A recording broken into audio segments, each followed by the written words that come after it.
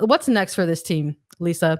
I know that this match is ultimately, yes, billed as the final Carly Lloyd farewell. Ultimately, as the final domestic home match in 2021 for the United States, there is still potentially room for one final series for this United States national team. However, if it does get approved, it's pending approval from the Australian government, and there is still U.S. soccer still waiting for an update on that. So it would have to be adhere to strict COVID-19 protocols, and they would have to get approval for travel and things like that. So there's still something up in the air there, but we can't operate on maybes right now. So for now, this is looking like this is for sure the final home game for this national team, with potential for more overseas to close out the year more officially. But we do know that in 2022, there are typically January camps for this national team. So looking ahead just a little bit, let's just narrow it in on this game. I won't get into anything longer because we're already going a little long right now. But looking at this recent international window and the players that were brought in to these September and October friendlies, who is going to continue to be part of this picture in 2022, and who do you want to see for sure?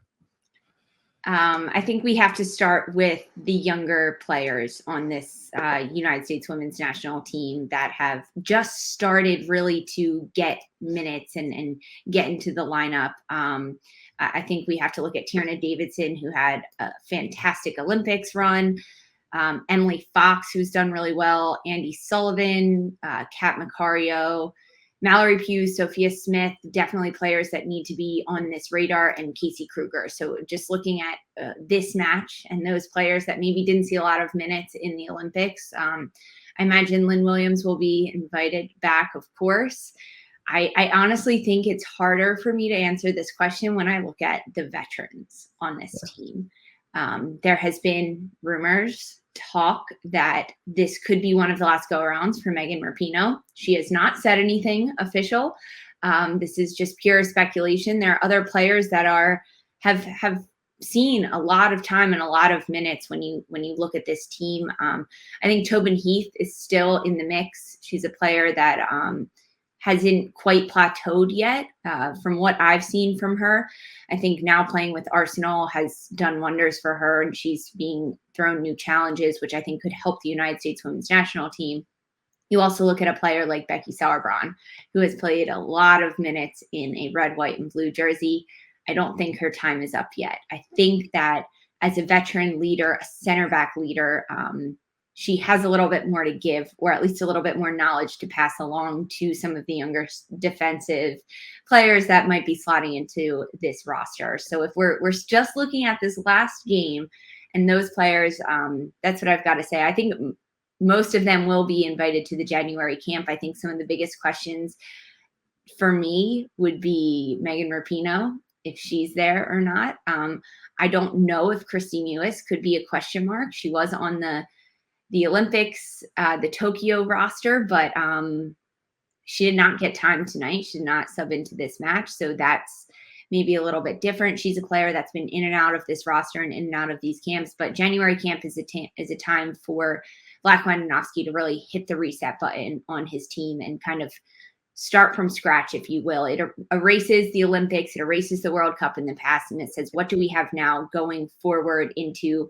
a World Cup qualifying year? That's what I'm going to say for now. Sandra, when you look at this roster of players that were at the game in Minnesota this evening, Tuesday night, who's going to camp in January?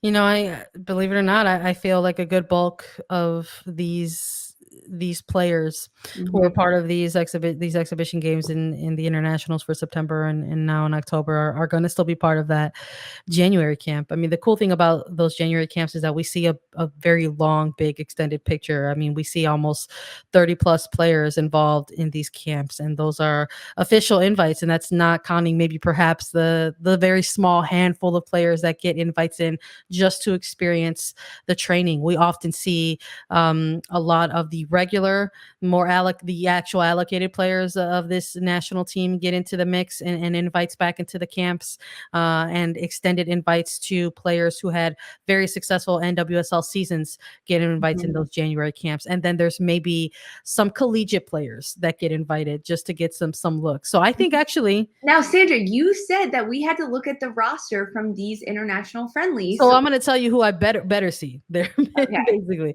So of these two particular windows, I absolutely want to continue seeing Andy Sullivan in the Mhm. mix for these for this camp, and for that midfield position, specifically that six role. Um, I think the United States national team was hit with a lot of questions when they saw somebody like Julie Ertz sort of have to operate on one leg, quite frankly, during this run and stretch of year that concluded, you know, friendlies and an Olympics. Um, and then that's sort of where somebody like a Haran and a Mewis kind of came into play, where this is the midfield that we're going with to the Olympics, and perhaps a 70% Julie Ertz. So to see somebody like Andy Sullivan get back in the mix and have not only the games that she was having in September and October for this national team, but the season that she's been having with the Washington Spirit and NWSL has been very, very impressive. And that is a team that has been dealing with a lot in the headlines in terms of things that are affecting that franchise on and off the pitch. And this is a player that has shown a lot of leadership in light of all of these things, and has shown that she could still get on the pitch and ball out. And we saw it in these four matches, specifically picking up goals and picking up assists and forcing own goals. Apparently, she's that type of player. So I absolutely need to see Andy Sullivan back in the mix in January. I need to see Katarina Macario. I need to see more Sophia Smith, and I need to see more Mallory Pugh. We need to see these players getting involved and getting more camps back with a lot of the regular allocated sort of Olympian players that we've been seeing, and getting themselves in the run of the mix. I think we'll probably have a really, really good idea of what Vlatko is thinking of heading into 2023, probably in that first She Believes tournament, which usually takes place right after those January camps. So for me, my big four that I absolutely want to see returning in January is going to be Sullivan, Macario, Smith, and Pugh for sure.